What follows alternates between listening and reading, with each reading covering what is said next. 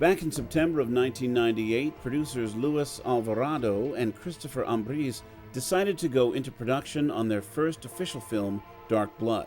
Alvarado and Ambriz had toiled on short film projects back in junior high and high school, dating back to 1990, but this was the first time they had a budget, a schedule, and a full cast of actors ready to go.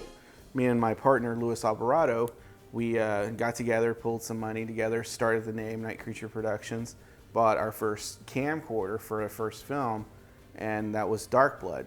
And we were already taking those courses. And around this time, September 1998, is when we officially started. Dark Blood was also a short film, which was named was FANGS, and we decided, my partner and I, Chris Ambriz, decided to make this a full feature-length film. And we were about at the age of probably really young. We're still in high school when we decided to do this film.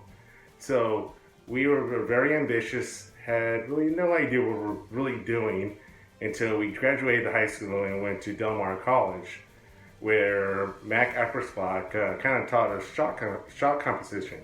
So then to see things like this showing up in the movie and the special effects for somebody who was just kind of starting out was quite impressive.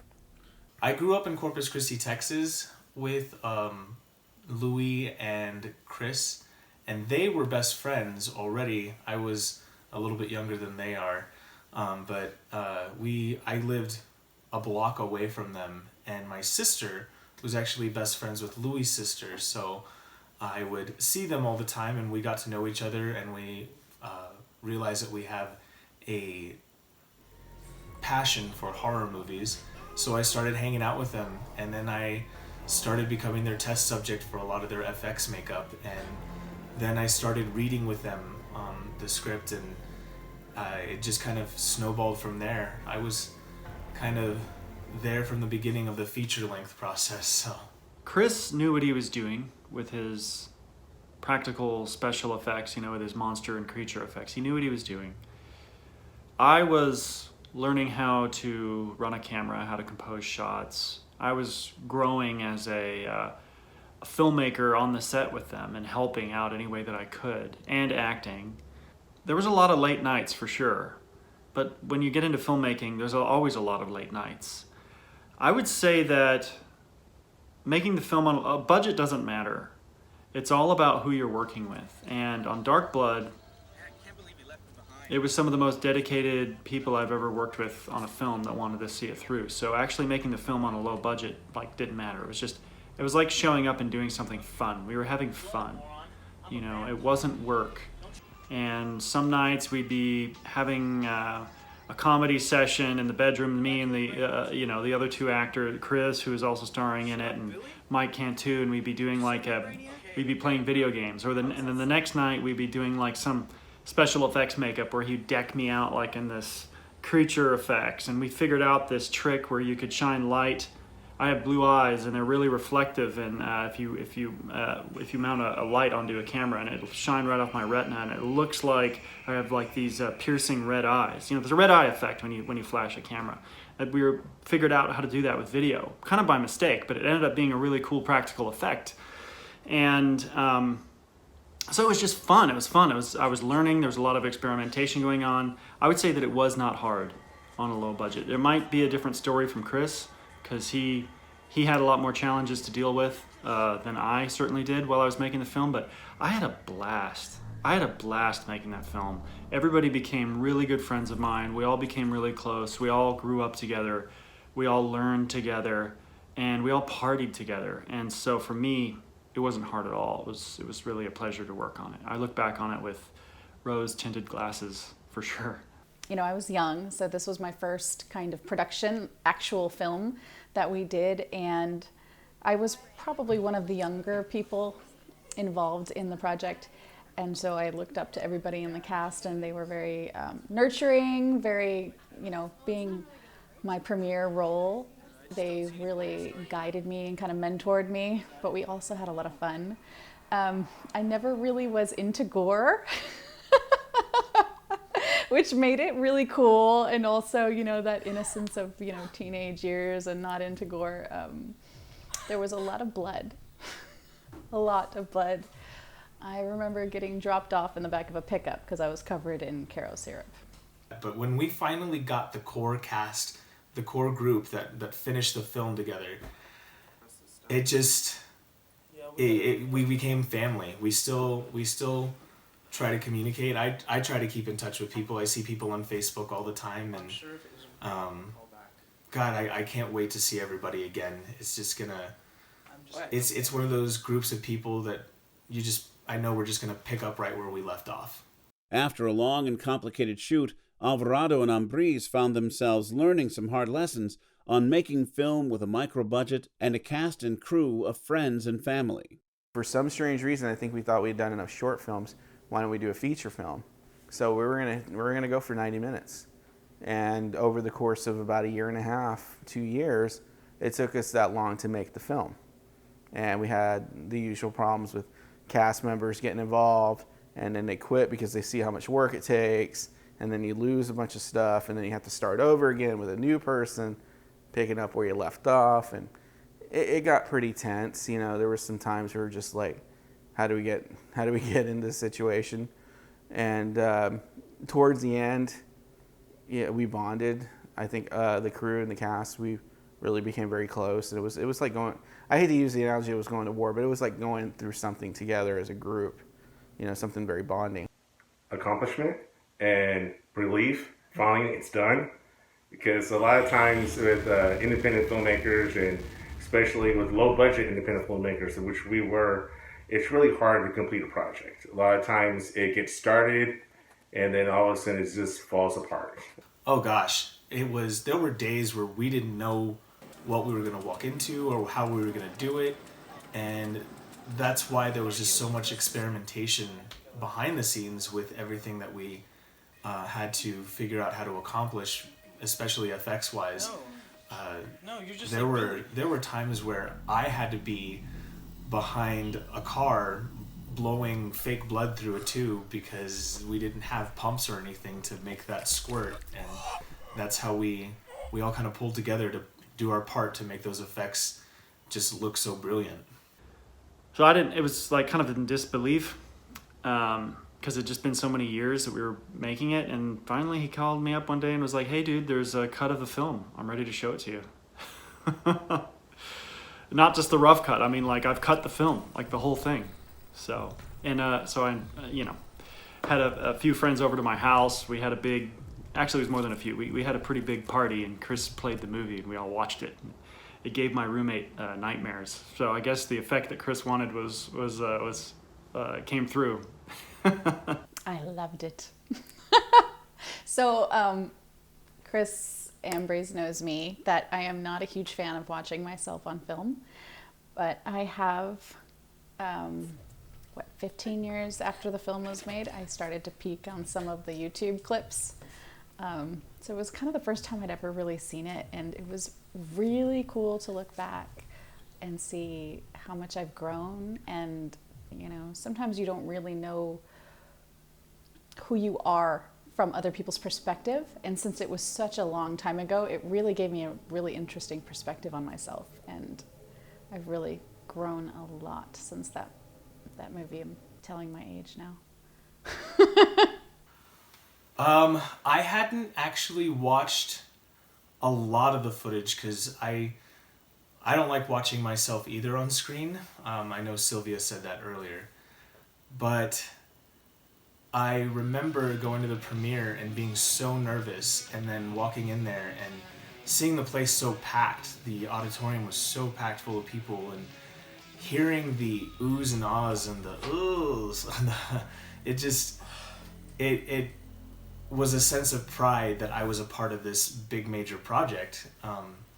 And watching myself on screen in that moment, all I could do was smile, because it was amazing. I mean, what Chris and Louis did with the editing and how it all came together was just, it was beautiful. It was also the first time they got to work with friend and longtime collaborator Jay Flores, who played the evil and menacing Lupus. He was just a really genuine person who was so collaborative and so much fun to work with. I knew Jay for years. Never had an argument or a disagreement with the guy. He was just so agreeable. He was just, yet still so full of wisdom and relatability. And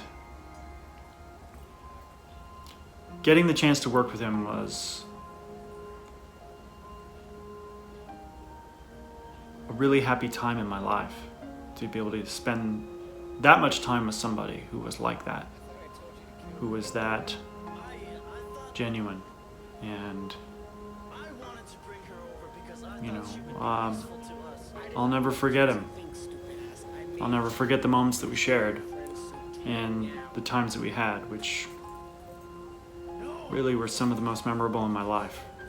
Jay was such a light on the set. I mean, he was such an inspiration for everybody, and he was always so good about giving the right notes, because he had some experience and I was so much younger and so inexperienced. There were days where I felt like, I don't know if I can do this, or I don't know if this is going to come across the way Chris wants it, but Jay was always there to kind of guide me. He was kind of a big brother to me in that sense, and he was always kind of the one to say, no, Mike, you know, this is how you have to do it, and this is what we're going to do. And it's just, he was such an amazing light, and I miss him so much. He was like a brother to me. He was always kind of the positive force around the film. Like if I were losing my cool, or somebody else was kind of mad at somebody or something like that, he was the best person to bring it all back and keep everybody in check, that our egos didn't get out of crazy and whatnot and stuff. He was just a really good guy. He was dedicated. He stayed probably the longest next to myself and Lewis, you know, in terms of the production. And then if he wasn't if he wasn't on camera, he was behind camera with us, you know, making the film. So he had dual roles. Jay Flores, I would say, was almost like a brother to me. He's a very generous person. He was always there for Chris and I, but he was always being the team player. I know he went through that makeup design at least 10-15 times, maybe more. Got doused in carousel and blood more than I can count, and didn't really complain that much about it. So I mean, he was a true professional, and plus he always helped us out behind the scene of the camera. He was never a person to sit down because he didn't feel like helping out. You know, he really was one of the, you know, backbones of that project, and I really appreciate everything he did for us. Ultimately, the film was completed in 2000 and first screened at the Bartlett Theater in Del Mar College under the guidance of their instructor, Mac Iperspa. It was great because we had good attendance. The Bartlett Theater was kind of configured, I think, to hold 150 people if it was in the round, and we didn't have it in the round that night that we showed it, but the seats were pretty much filled, so I don't remember the number, so I guess you might say it could be a little bit of exaggerating or something like that, but I think we were running between 90 and 100 people that were here for it. And I remember there was a kind of a question and answer that was taking place afterwards, which was great. And there was one individual who just kind of commented and said, it's really interesting watching you, meaning myself, as to just kind of standing back and allowing, she said, your students to talk about what they're doing and what they love to do. So it was a good showing. I mean, because you guys were already, it was almost a life of its own because of the work that you guys had already done with Dark Blood. And it almost like, if you hadn't heard that in Corpus Christi, you weren't really part of the film community, per se. Everybody had different projects and stuff like that. So I was able to put, faces to projects and then where they were at currently at the time. So I was fortunate enough to go to one of the screenings that were in the Bartlett. Very exciting because we had our students doing something that other people really enjoyed. It's hard to produce a horror film. I think it's one of the hardest things to do because of the makeup and because there's got to be a continuing narrative, a story, and a plot and all that stuff. So for our students at Del Mar College to have completed that in about 1.5 years, maybe 2 years of production and shooting, that was pretty amazing. And I remember it was very exciting when the premiere happened. Students showed up. I didn't think students would show up because it's just another student project. But lo and behold, they did show up, and it was very well received, and it's still been very well received. It was a quality show. And by that I mean I was expecting it to be a little rough on the edges, and all new productions are rough on the edges, but this one was quality because it had a plot, it had wonderful makeup, which surprised the heck out of me, by the way. Afterwards, the filmmakers were ready to expand what they had learned from years of working on such a tiny film. A year later, Night Creature Productions found themselves working on their new film at the time, called Faceless, based on a short story that Ambriz had written himself for the magazine The Siren. Night Creature Productions found themselves in a new co-production deal with local festival Edgeworks and working with better cameras and new gear. A huge step for them, but not without its problems.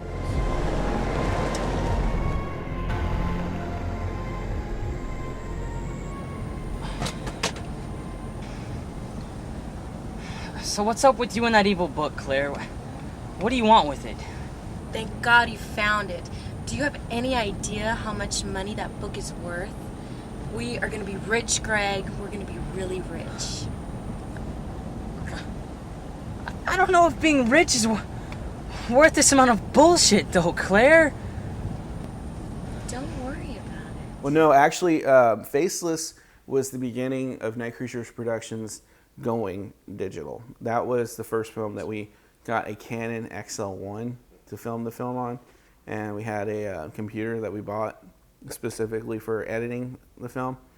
I think it's like, when I compare it visually to Dark Blood, it's like night and day in terms of the quality. The camera just yielded much better results.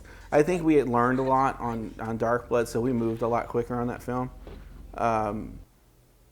I just think that it doesn't have the same kind of momentum that Dark Blood has, but on the same token, it's pretty well made for a guy. I think that at the time I was like 24, 25 years old, still learning as I go along.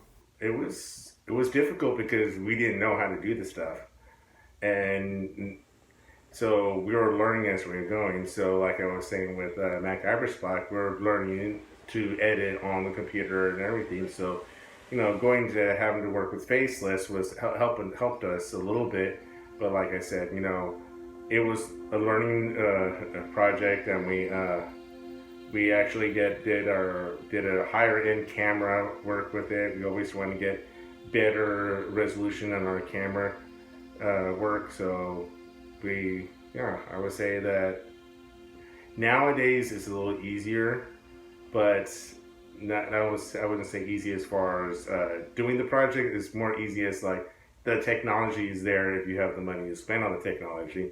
The next thing I know, there's another production being thought about and started, and it's Faceless.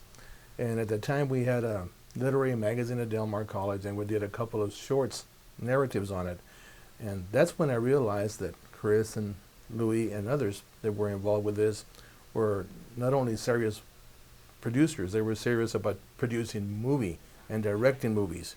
And at the same time, I met a lot of people who wanted to act in these movies, and that was very surprising, that the quality of actors in these two films was actually very good. Ultimately, the film did screen in November 2001 and was received well, but they wanted even better screenings of the film they put so much effort into. Afterwards, they did feel a bit of pressure to top themselves. It caught me up to where we were, because at that time we had like different web pages, and I would see like photographs, but video, it was hard to kind of put up on the internet at that time. So this was a chance for me to like sit down and catch up with what you guys were doing, and it brought it like right in my face. But 5 years would pass before the next film would be developed. I think at that point in my life, I knew what I needed to know about certain things, but I wanted to be more proficient in production. In the summer of 2007, Night Creature Productions would make not just one film, but two.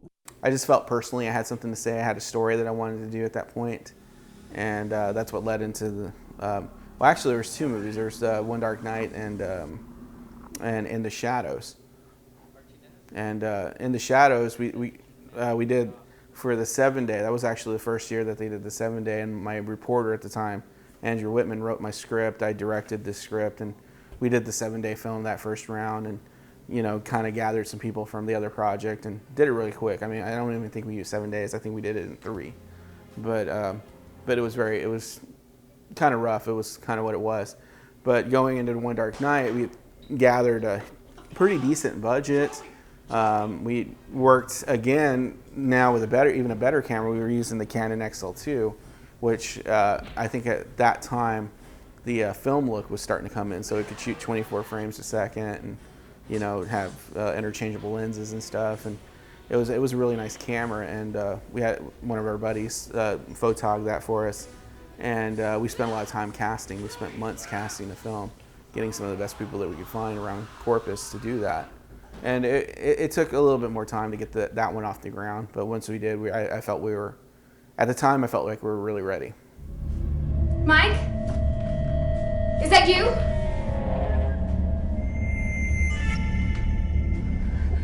What do you want?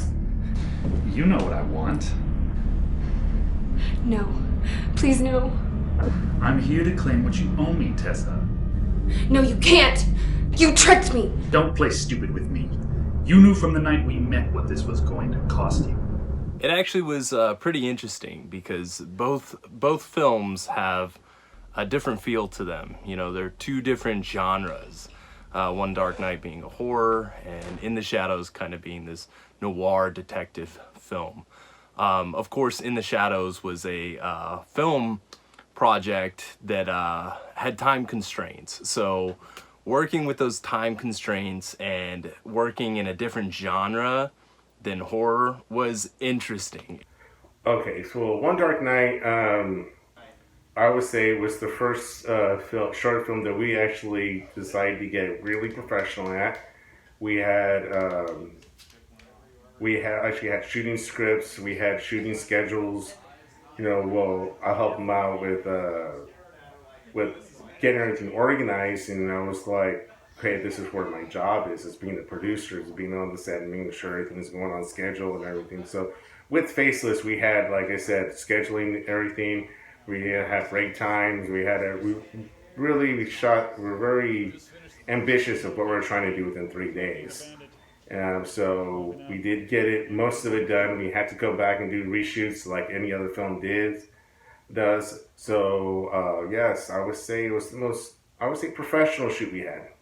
One Dark Night was honestly, it had to have been one of the funniest circumstances because I originally auditioned in Harbor Playhouse. I was me and Karen and a couple other people from college. We were sitting there on the couch, not quite as comfortable as this one, but we did the audition, and when I found out later that, it's probably already been cast, I was like, whatever. So I started having fun, and I got to read for the bad guy who takes souls and stuff, and so it was really fun because I just had too much fun just playing around with the part because I read it so many times for other people doing read-throughs for Tessa or Mike or whatever, and I guess that was what stuck out to you, right? It was me doing those read-throughs, and so I don't know, just that fun start, and then getting to actually be Tessa for the movie was exciting. It was a whirlwind of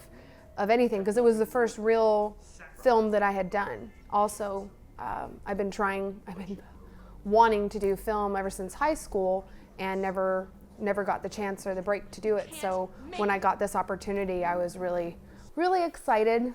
Little, 20-year-old me. The one film that I was really involved in was One Dark Night, and I helped, I was in it, I believe, and then I also helped bring other actors on board, and I believe we had a casting call, and I filmed we did video submissions, and I filmed all the auditions, and yeah, it was lots of fun. It was lots of fun because it was also the first time I got to work a bit on the production end, and I think that's really helped me because I produce theater now as well, so I got to experience a little bit what it was like on the back end as well as on the front end. I'd have to say my favorite memory is the downtime between the takes. Getting to really know the other people making the film. Not only, us as actors, characters, but the guys helping out with the film, the sound, the lighting. It was, there weren't a lot of us, but we got to be pretty close-knit, and it was really cool. Got to know everybody, and, we hung out, went out for drinks, and it was just the overall energy of the film was great. It was fun. It was a really exciting project to work on at the time. Interesting. I really did enjoy everybody's company in downtakes. We got in trouble a lot for being too loud, so we got along.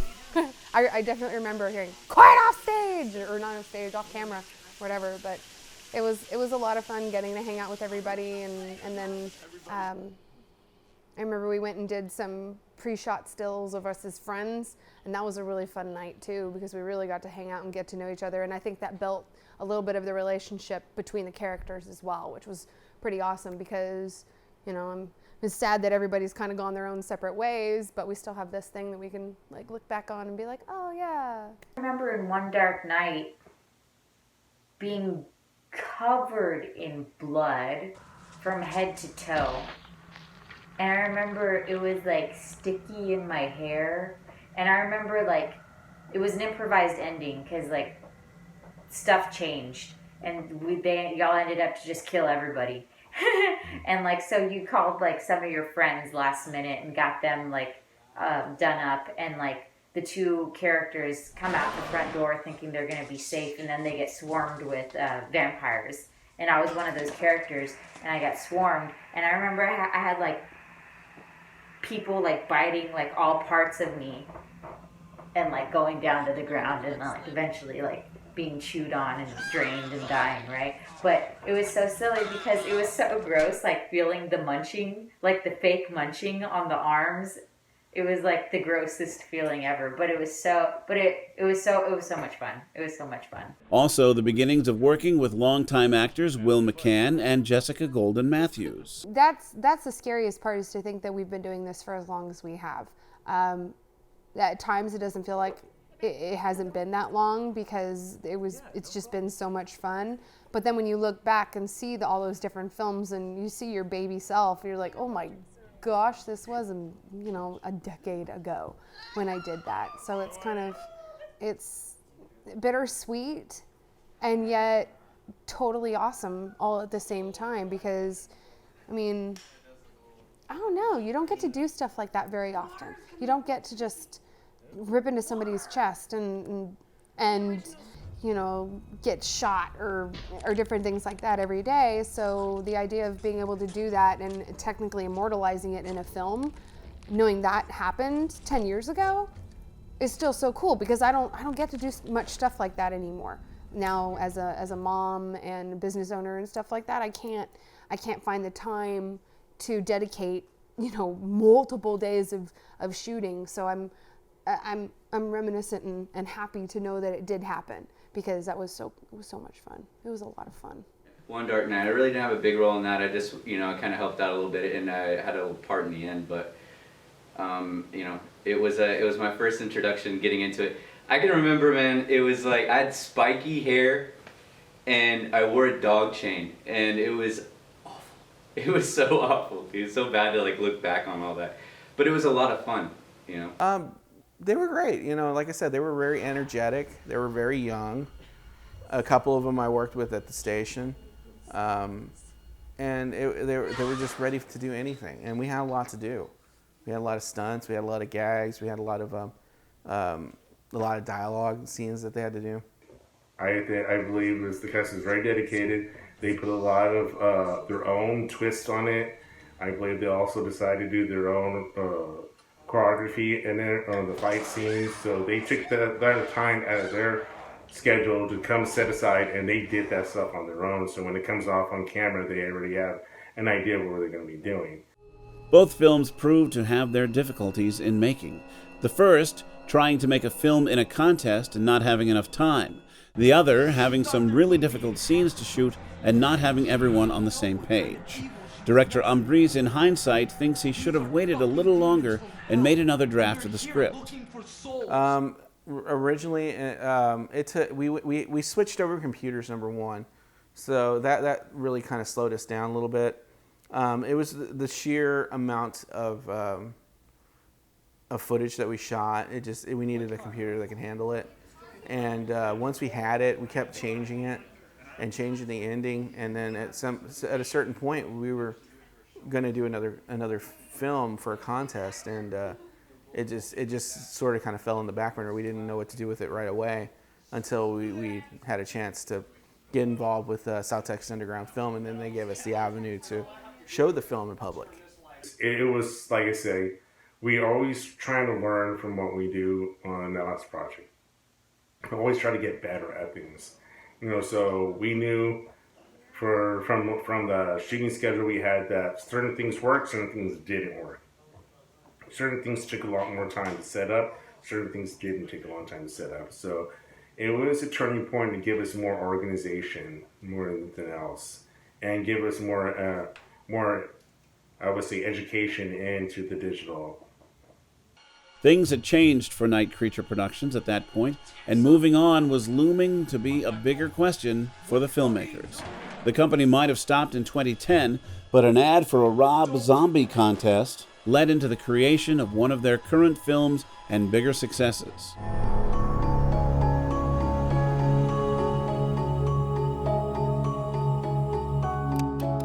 Ahora mismo me digas, ¿qué es? What the fuck is this thing? Este es lo que mereces por ser terco y pendejo. When it came to Penn, and you guys were hitting festivals, you guys were, making the contacts outside of Corpus Christi, doing like legwork, doing all that, and anybody could say whatever they want. When they saw what you guys were doing, that kind of set the groundwork for a lot of these other filmmakers that are actually doing pretty much the same thing. So I think, you guys were, setting the trend. All we did was try to show people, hey, it's part of the education part of what stuff was all about. Ambriz reteamed with many of his friends from One Dark Night to create Penn, and their results reinvigorated the filmmakers. So Penn was great. It was my first time to work with Jessica, and she was really good. Getting involved with that, you had offered me the role, and it was a lot of fun. It was cool because you also gave me the power to find locations to shoot these things, and it was cool. It was cool getting out there and finding places to shoot, and then also getting like the guns and everything else like that. They were real guns, by the way. Came to me and he said, "Hey, I got a small part for you in this film. Are you interested?" And I said, "Yeah, sure, anytime. Any films you got, anything you want to make, I'd love to be a part of it." And so it just kind of went from there. And it gave me a chance to kind of work with some of the same actors from One Dark Night, and I was really excited to join the project. This one was almost too realistic as far as Gina, what am I trying to say with this? She got possessed and blew out her brains. A lot of people feel depressed. They don't even look depressed on the outside, and they blow out their brains. So that was kind of that idea, is well, what's really happening here? Are people depressed, or are they blowing out their brains because they're possessed from something? You know, that's, for me, doing the movie, that was the hardest thing, to kind of find that balance of what's really going on there. And the way you put it together with everything, I really loved the flow and the dynamic of how simple things can be, but they're so complicated. And I loved how, I don't know, there was just so much with just a simple object. You know, we see things every single day and take them for granted. And I think that was the coolest part, was that it wasn't for granted in that one, and I liked it. Stabbing Will in the eye. I love that scene.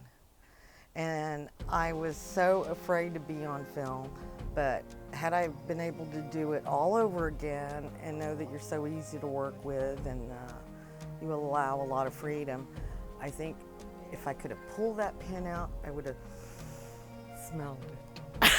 I don't know why.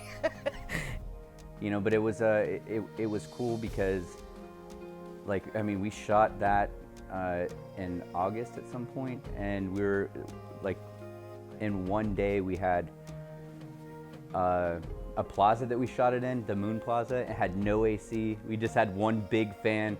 It was super hot. I couldn't get any of the prosthetics to stick to my face, which actually ended up being something that was a problem throughout a lot of the movies, being able to get the makeup to stick to my face. But it was a lot of fun working with Berna. Like, you know, one of the things is that in all of your movies, the most evil characters in real life are the most nicest people, and that's the crazy thing. On that film, we had better equipment. We teamed up with John Garza, and he had his own production company, and we were shooting on these big Panasonic P2 cameras, and we had lapel mics, and we had boom mics and stuff like that. So we had everything in our, you know, we had Video Village. That was the first film that we really used Video Village a lot, and it just had a different tone. It had much more of a serious story behind it. There were consequences that were very dire to the characters in the film, and it just dealt with darker subject matter, which I thought was kind of a neat, unique spin. It was just a little different. Well, any scene that we have Berna Townsend, she's amazing.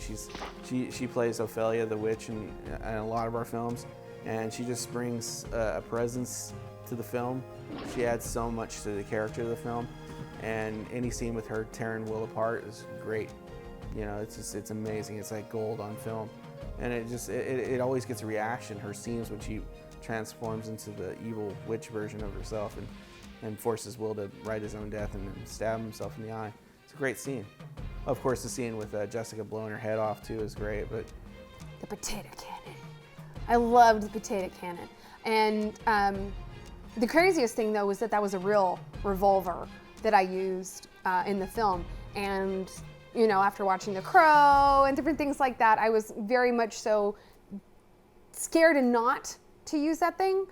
So I was, you know, working with Dark Forces, it's always been kind of one of those thingies, and I wanted to make sure, and I kept making sure, and nobody else touched the gun but me. Elle Cucuy took Night Creature Productions even farther than before, getting booked into a number of film festivals and being nominated and winning a couple of awards.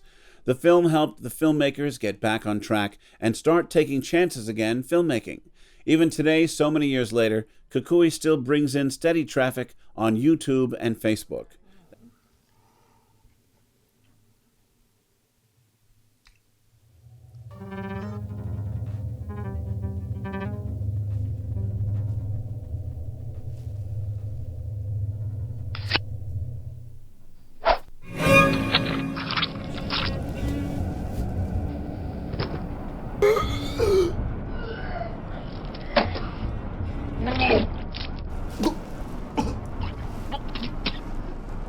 You didn't really think I'd let you walk out of here alive, did you?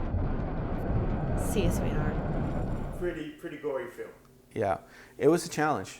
I'm not gonna lie, it was not an easy film to make. I'd say it's probably, because Dark Blood was very difficult. It took like a year to make, over a year to make. Cucuy took several months. And there was just so many issues making that film, but ultimately it all came together, and it has a certain presence to it that, you know, people seem to dig, you know, that gravitate towards it. I wasn't surprised with the success of the film because it was something that Chris and I were thinking about that no one's really done, and we wanted to make sure our version of Cucuy was the scary one, where it had gore and bloods and makeup effects that we always grew up looking at. So I wasn't surprised with the success. Now, one of my favorite things of making the film, I would say, was putting the blood on the actors. So that's one of the jobs I had. It was really interesting. So I really like that. This little bitty apartment complex in this little bitty apartment, and we filmed that all, and it worked out really well. It was messy. I got to work with Priscilla, which, you know, she's amazing. Has done a whole lot of really good stuff, and it was a lot of fun. It was humbling to even be the guy who just gets his throat cut in the beginning. That film is really good. I love the storyline. Priscilla is just so authentic. I mean, she did great. It was just it was a fun movie. It wasn't necessarily funny like some of the others. You put a little element of fun in them. I mean, humor, I should say. And I just thought it was a great movie. That one just, you guys, it was like fire. You guys were on fire. Penn, I think, kind of was like setting everything up, and then it's just like everything came, like, I guess what we were doing, the festival kind of evolved into what the early stages of that. Yeah. Well, I'm not surprised by the success of the film. I'm, you know, enamored by it, but it's a good flick. You know what I mean? The pacing, the timing, everything worked out well, and so, you know, Priscilla carried the movie really well, and so it was really cool. And I get to watch you because Eric loves me, not you.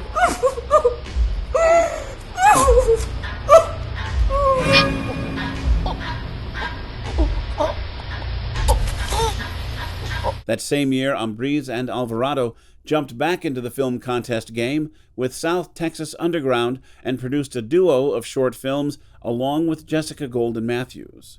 I got my team together and I said, well, let's try to make a 48-hour film and see if we can do it, you know, just as a challenge. So we did it with very little bit of money. I think it was like $150.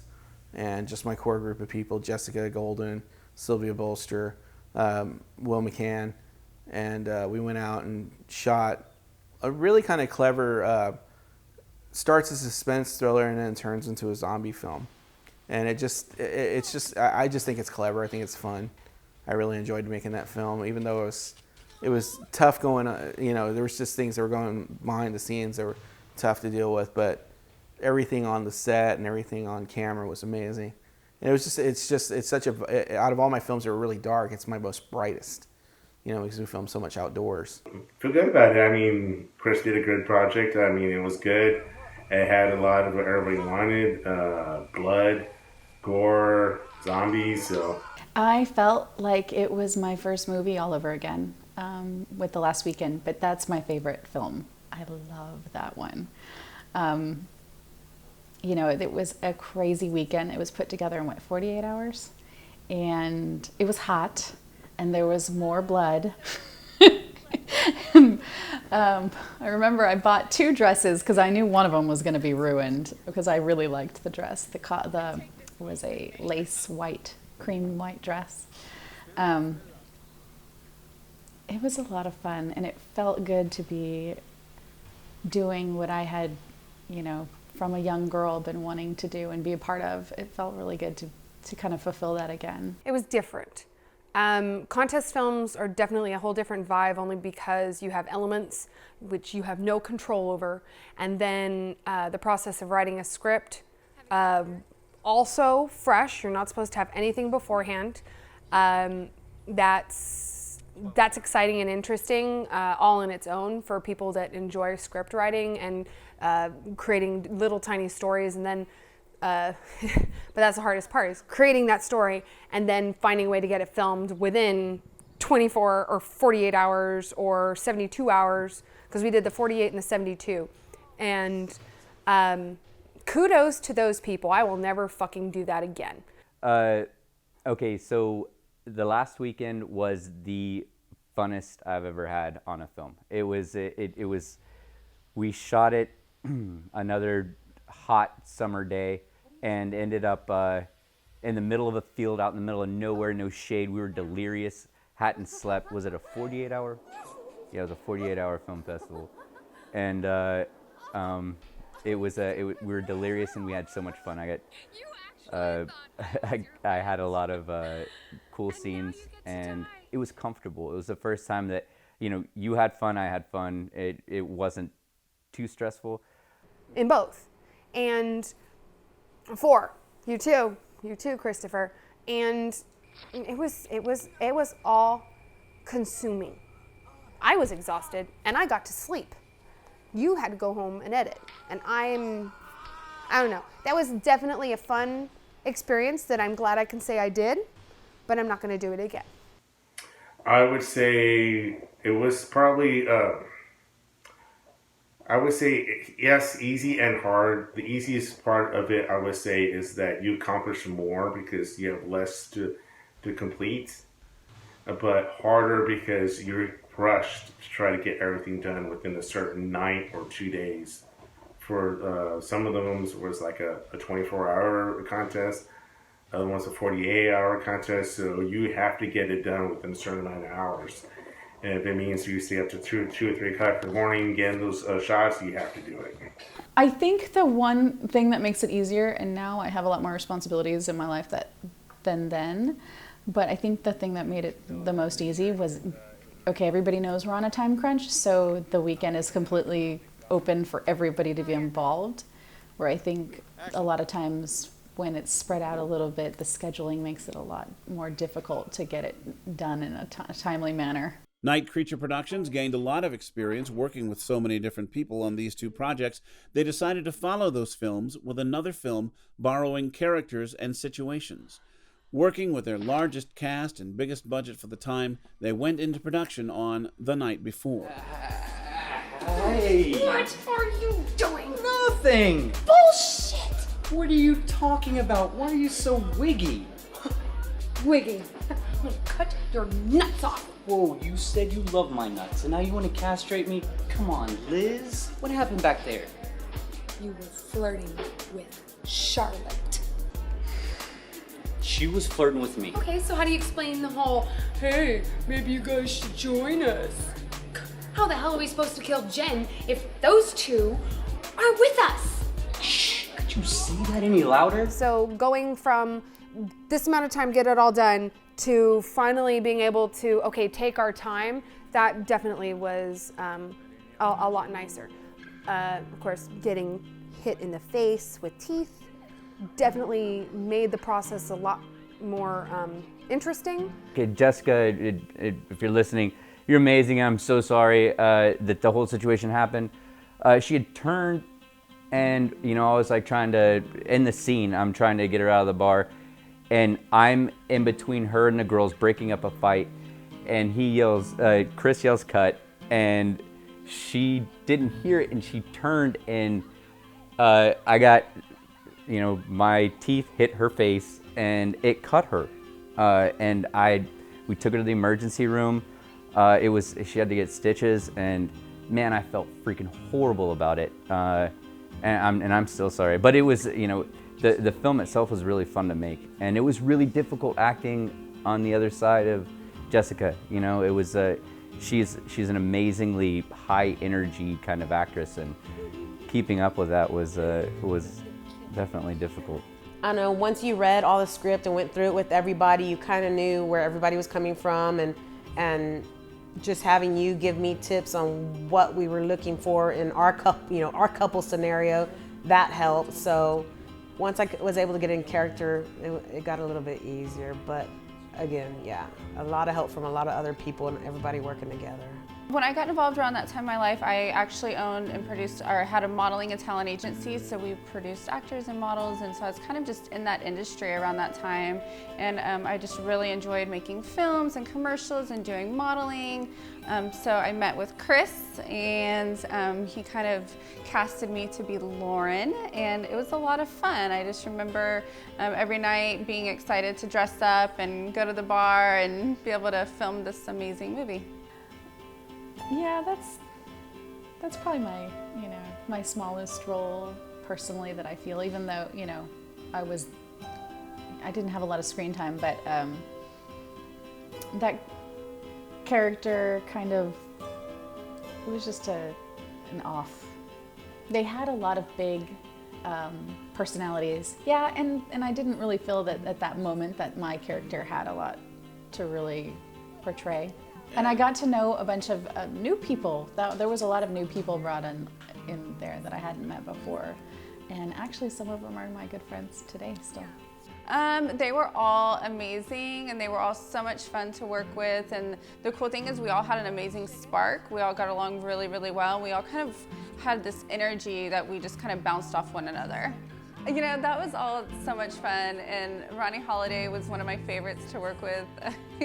He always just would crack me up on set every day. Kavina was amazing, Sylvia, everybody. They all became kind of like my little family, and a lot of them I'm still friends with to this day. I mean, the part, it was very short, it was very brief, but to know that it impacted the film that much and had that much of an influence for the tone and the rest of the film, that's fantastic. It was so many personalities and so many just different people to work with. You've got the ones that are real goofy, the ones that are like very, very serious. They take their parts, do not talk to me, I am in character. And then you got the ones that are like, I don't know how to do this. Yeah, so it's fun. And we had made some friends at that festival, so we were kind of like combining characters into all to be in one place at the one time. So all these dangerous, evil people were just at the same bar the same night, getting in each other's way and causing problems. And it just seemed like the recipe for a good movie, or a good kind of dark comedy. It was challenging. Like I said, it's always challenging trying to get all the cast members together to do one shoot, and especially it being in the bar was even more difficult because it was a bar that was open. It wasn't a closed bar where we had control over everything, so it was still serving to the public. So we had to accommodate with the bartender and the owners so we won't disrupt their business. Overall, the film was a huge step in the right direction for the filmmakers and earned them their best reviews yet from a number of film sites. But selling the film was another problem because the film wasn't exactly the horror film everyone was expecting them to make. But the story was still solid. I loved the story. I loved the way it unfolded. It wasn't a horror film. It was more of a dark comedy, but it still had the weird nice little touches of gore and darkness to it, I guess. The idea of a dark comedy, why not? Why not try and do something like that? It's different. We don't have to just do horror films. Yes, we do it freaking well, but you know what? We also develop characters really well. Well, I think, Muerte is definitely much more horror-like. I think The Night Before is more comedic horror. You definitely got your gruesome in there, but there are certain definitely parts that you can laugh at. So, yeah, is there a comedy horror? Can there be that? I classify it that. Even if we aren't considered horror, we're definitely considered gory. There's enough blood to go around in everything we've done. Believe me, I've made it. I know. Despite the reaction of The Night Before not being a straightforward horror film and more of a thriller comedy, Night Creature Productions went back to their roots and started working on the cell phone version of The Date, which was another contest film, and that film was well received, but Ambriz always felt he could improve on the original film. How's the knee? Strangely numb.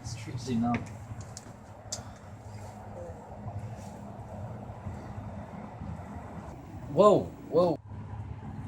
What's wrong? You're not doing this because you feel sorry for me. Maybe. Well, I can live with that.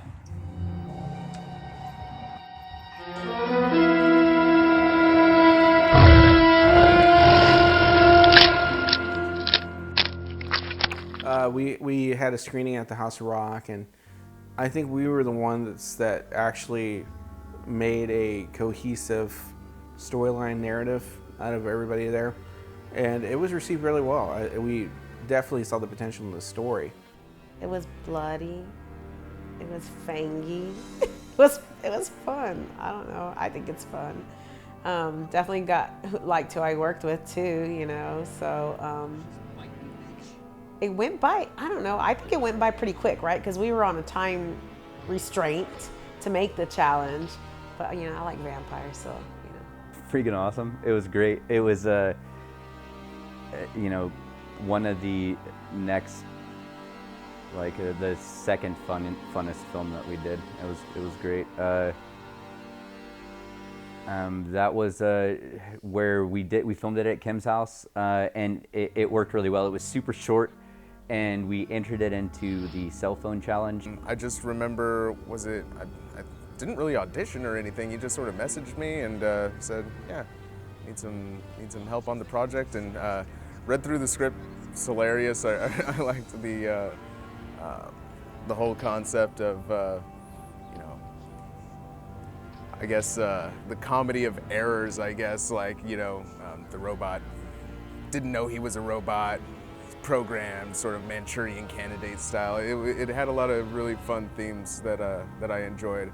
I had a lot of fun. I was just like, it was great for me, because I was like, hey, I worked on this. This is good. It was a good night.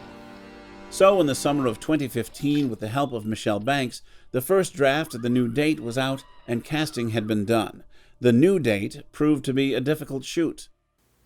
I wanted to remake it because it bothered me so much that there was so much potential in that story that Michelle and I had created, that we wanted to actually do it the right way. We wanted to film it, you know, with lights like this and the better cameras, and get a better well, not a better cast, but another, you know, more to it.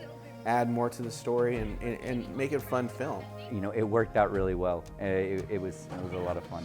And came out to like a larger production. The date, you wanted to build a backstory for these for the characters, and so we started developing Lori and what she was, and all the other characters and how they intermingled. Again, character development, which is now key to a lot of your films, and what I'm loving about it. You know, you took something and now it's like, okay, let's expand upon it.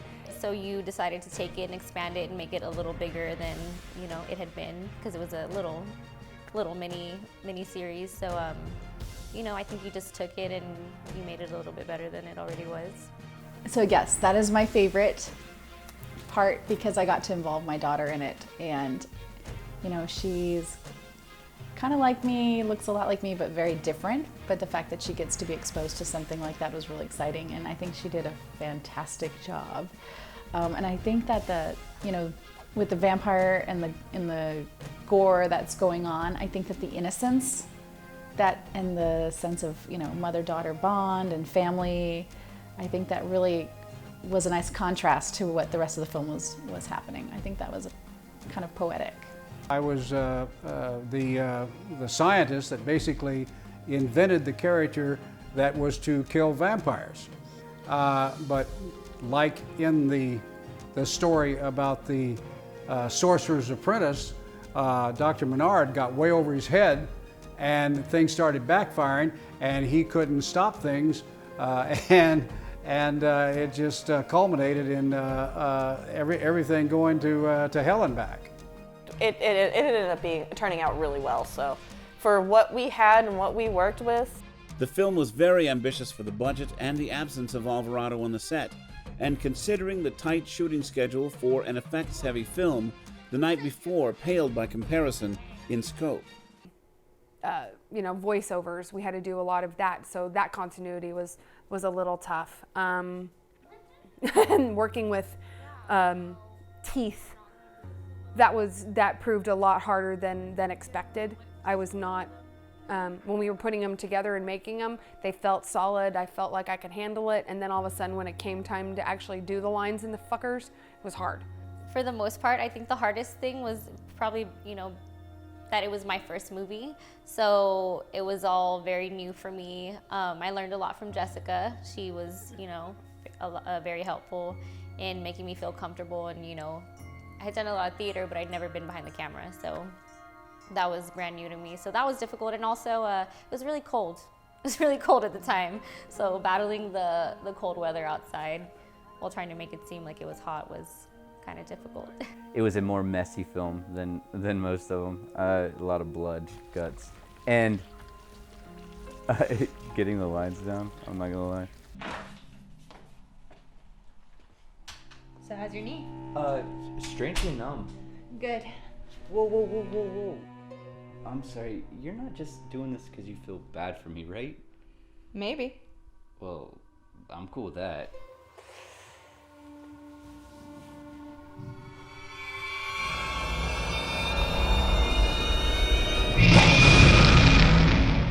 With Alvarado back in charge of production on Muerte, the wraparound story ran very smoothly, but it had some very long days and nights of shooting.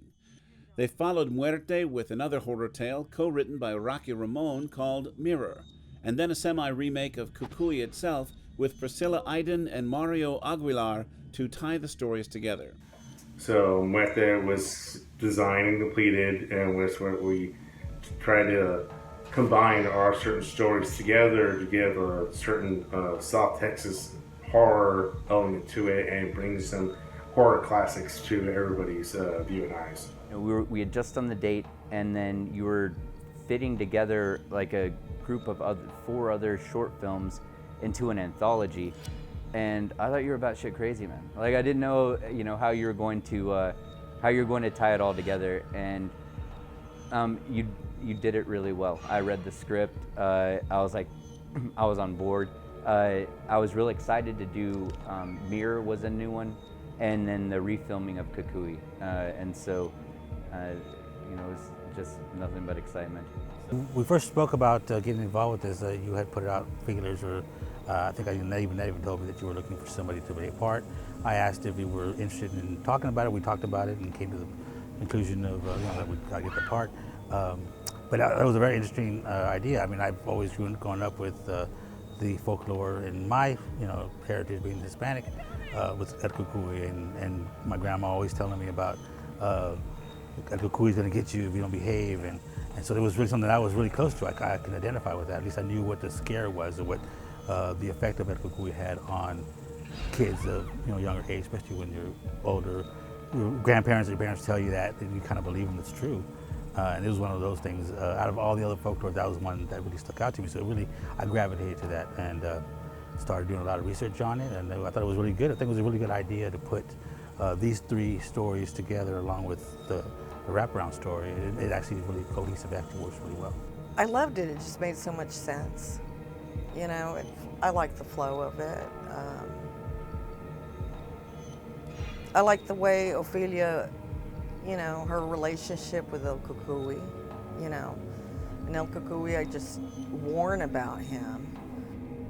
I think since it was just kind of my first time, everything was very new to me. So that was kind of hard just jumping in.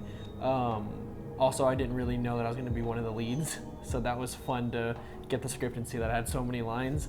So I think just learning the lines and getting thrown into the process, it was a little tough, but I liked it a lot. It was fun. I mean, there was a lot of things that we needed to make sense. So it was tedious, probably at best, having to make sure that there was no flaws in the story and making sure that everything else connected, because that was the one story, where everything else had to come through. But I think that we really pulled it off. So. It was basically kind of trying to get into the flow of knowing how to shoot a movie, like finding that right dynamic of I guess bringing your character alive. Just because I've I've done theater before, but it's a little different than you know, shooting a movie. You know, remembering lines is different, and you have to definitely kind of bring your character alive in every take. And so it's kind of trying to bring it like 100% every time and maintaining that, you know, throughout everything. The hardest part about making the film was all of the blood. It was sticky, it made me gag, it got everywhere, it was in everything. That was real hard. The scariest part about it is we didn't know if it was going to work until we had the comic book. So we shot the whole movie without a complete comic book until the very end, right about a month before it was going to screen. So we didn't know how the linking was going to work. And then once we saw the comic book and it was in their hands and they were turning its pages and linking into the next story, we knew we had it. See, I didn't get to see any of Mirrors, so that whole part was a big surprise for me. That's the part I did not work on at all. So when I watched that, especially on the big screen and everything, I was just like, this is good. This turned out really good. And it was kind of neat seeing Rocky return.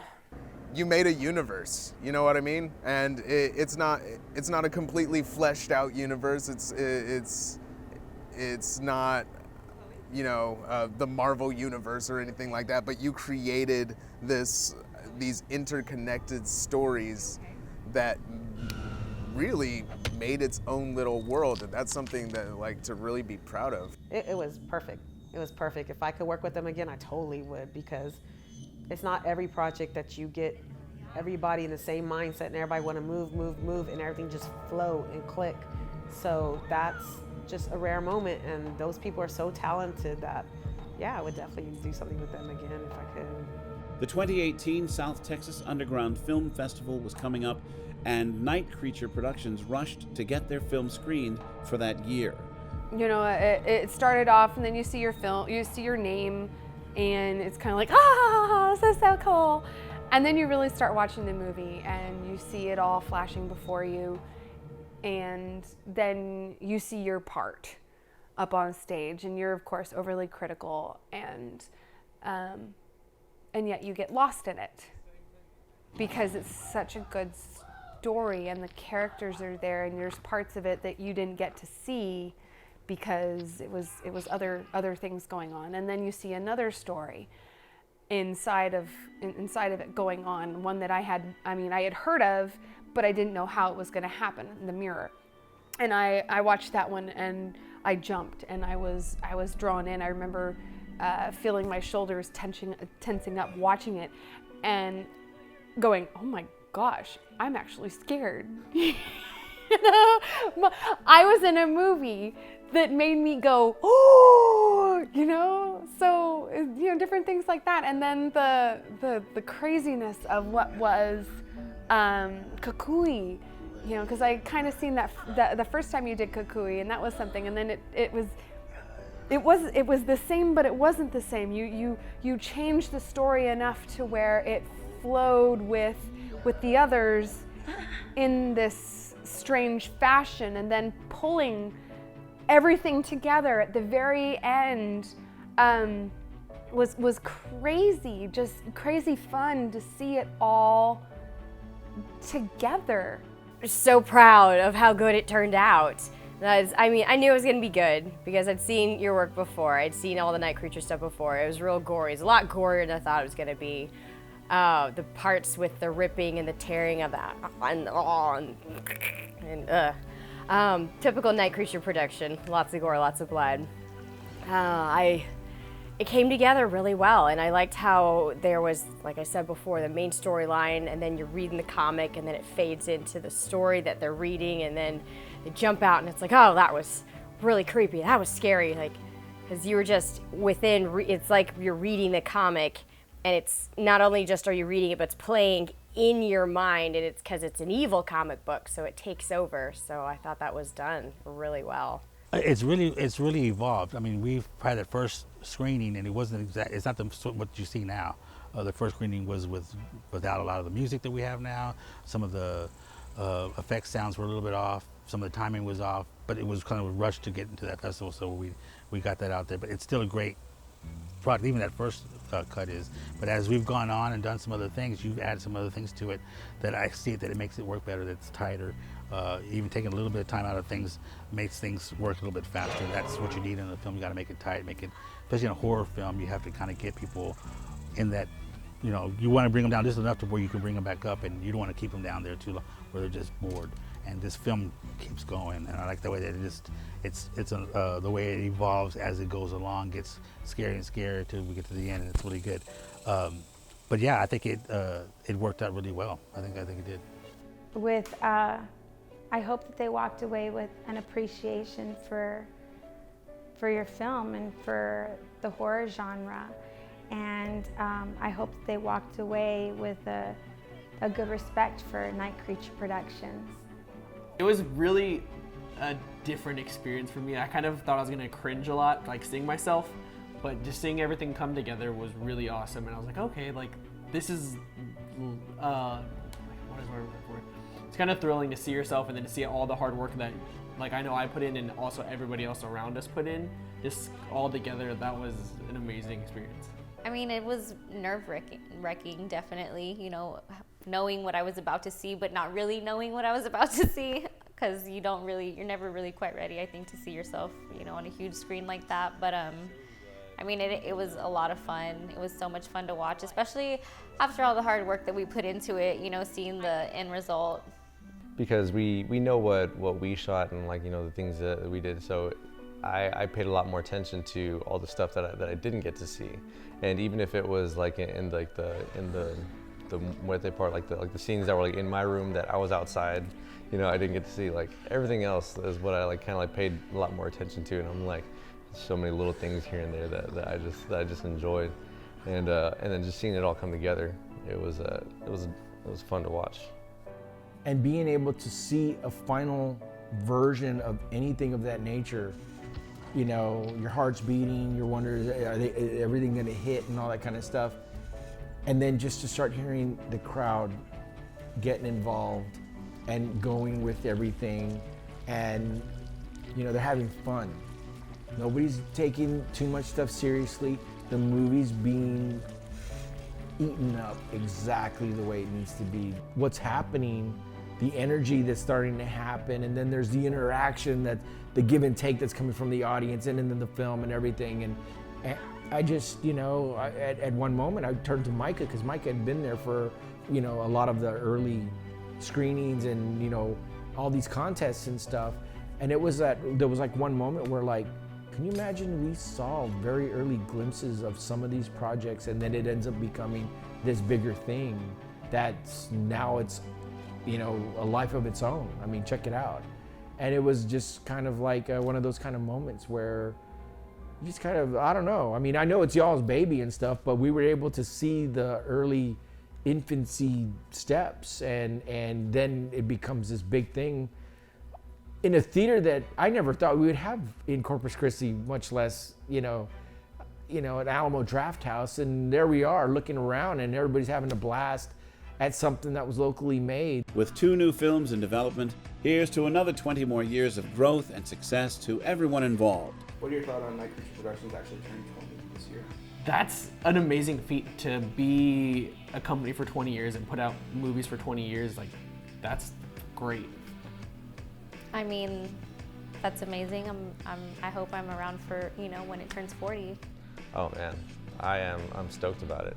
That's a great accomplishment, really. And I'm glad that I got into it a little bit late, you know, but I'm glad to be a part of it, and I hope this goes on strong for as long as we can keep this going, you know. Yeah, I've to go look back at all the things that y'all have done. I'm amazed how somebody is that age, because that's what I would have done. If it wasn't because I'm a graphic artist by nature, so I do digital stuff, but if I was something else that I wanted to do, that would be something I do. Makeup art, that's always something that I always loved to do since when I was young. I think I was with you the halfway mark is when I met you. So last 10 years have been really fun. I wish I'd been there for the first 10. Pretty good anniversary. A release, you know, of a really great film that you've done. I think the fact that you have 20 years shows people that are maybe investors later on, or people who would contact you to create, you know, a film with them, or, you know, work with them as partners somehow. They know that you're not going anywhere. Dang, man, you're getting old. Hey, you've been doing this a long time, and all of y'all have, and I feel like I'm more of the newbie compared to y'all, but I think it's awesome that you're still going strong. I think it's amazing, you know, and I think that it shows that anything you put your mind to, that, you know, with hard work, you can get the goals that you want to obtain. And throughout the years, like how many amazing people that you've, produced and got to work with. And I just want to say congratulations, because I know how hard it is to put people together and manage people, especially actors, and, you know, the hair and the makeup and the scheduling. It's not an easy task, and if it was, I believe everybody would do it. So congratulations to you guys. Well, I got in, I think, I want to say I was 21, 22. I'm 27 now. So even just from the time I've started to now, watching how much we've grown, and, you know, being able to be a part of that is just great for me. I was looking when I came in at our poster over here, and I was just like, that's us. We did this. This is us. Chris Ambriz is old as shit. No. I think it's cool, man. Like you found something 20 years ago and you realize this is something that I could see myself doing for the rest of my life, and here you are 20 years later still at it. So I mean, kudos to you. You cracked the code. That is a freaking accomplishment.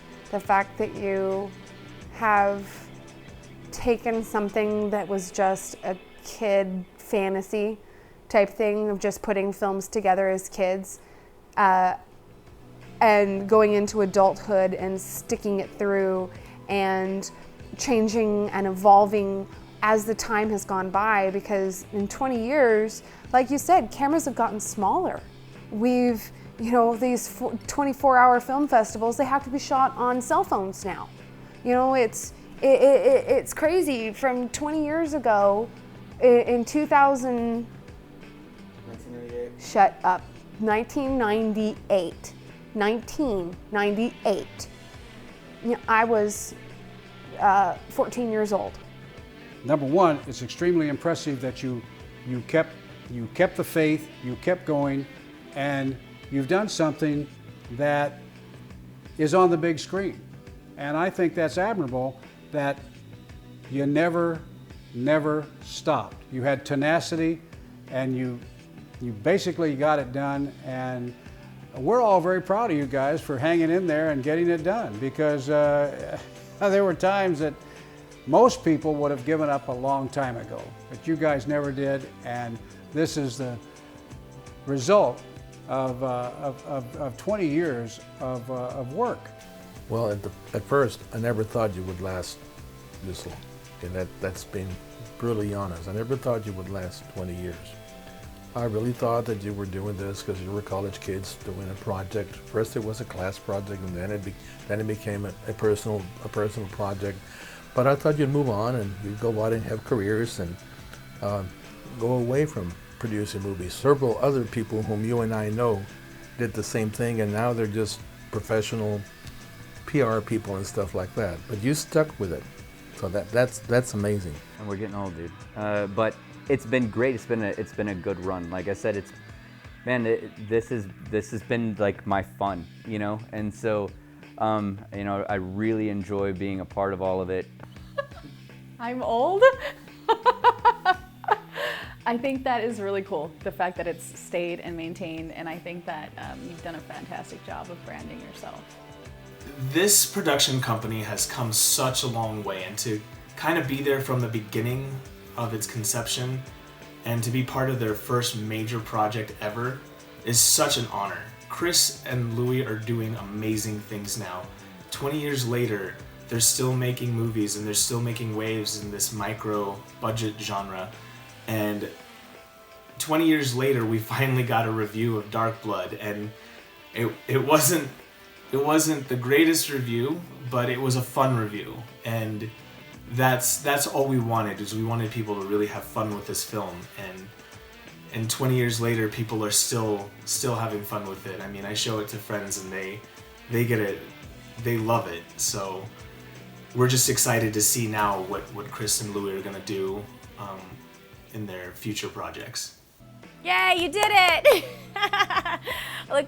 Well, especially since we watched pretty much all of the movies last night. We watched a good portion of them. Some of them I hadn't seen before, some of them I was going to see again.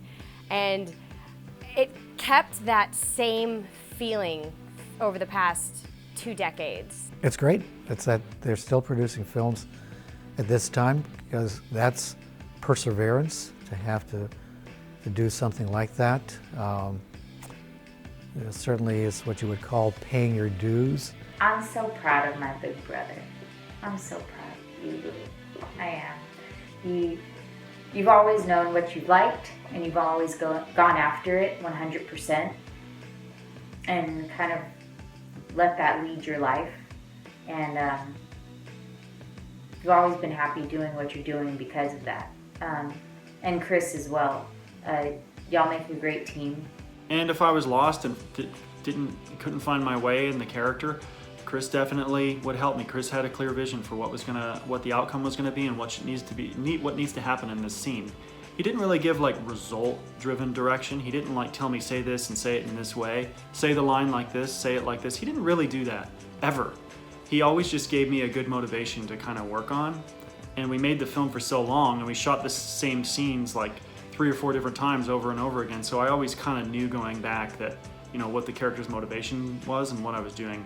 And my character Billy has a really cool transition from like a stoner slacker dude to like this ugly, evil, blood-sucking vampire who's very vindictive, and and so it was a fun part to play. And Chris wrote it just beautifully. It worked out great, and it was a lot of fun. All these projects that I've been involved with have just been absolutely great. They've been a learning experience, getting to kind of see how things are done behind the cameras, acting, just coming up with creative ideas on, you know, different takes for different scenes, actually being involved kind of with the shooting sometimes. It's been a whole different filming experience, and it's just been a blast. It's been absolutely great, and yeah, I would do it again, and I'd still continue to do projects. What's next for Night Creature Productions? A suspense would be pretty cool. A little, you know, another suspense and thriller. I would like to. I would like to do another film with you, man. It would be great.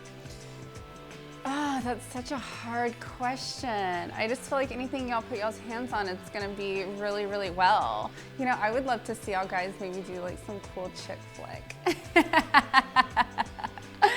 You know, like a funny comedy, because I think we're all hilarious. I mean, look how much fun we had at the bar, just, you know, messing around behind the scenes or whatnot. I just think we're all a funny group. So I think we could like this cool chick flick comedy, but I'm a huge sucker for comedies. I kind of think that we could all band together and do more films like this, and I mean, so people can enjoy it. Holy shit.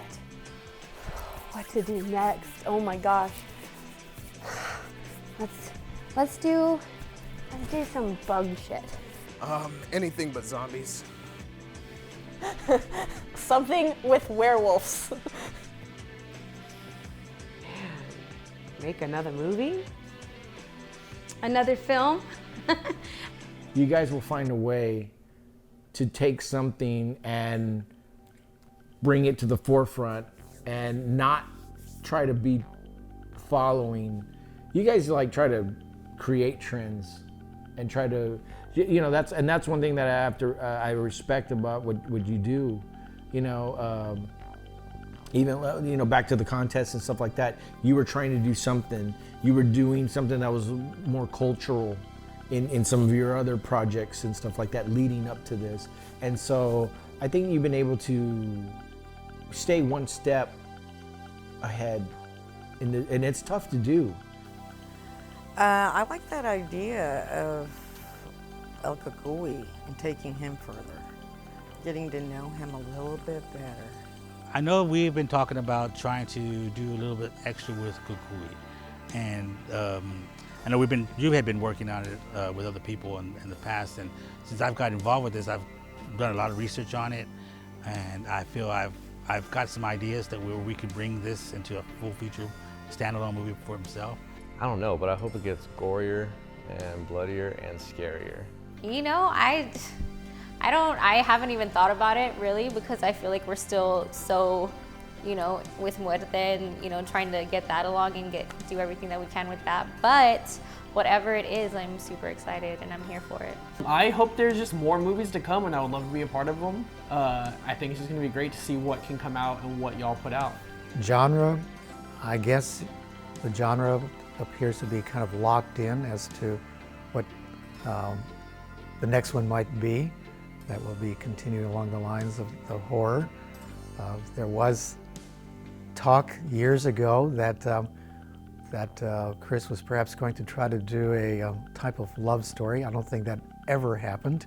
Well, knowing Chris, I'm sure it's going to be something along the lines of, you know, the horror genre. But I'm actually hoping that I can relocate back to the area, and maybe I can convince Chris to do maybe a comedy, horror, comedy slasher film.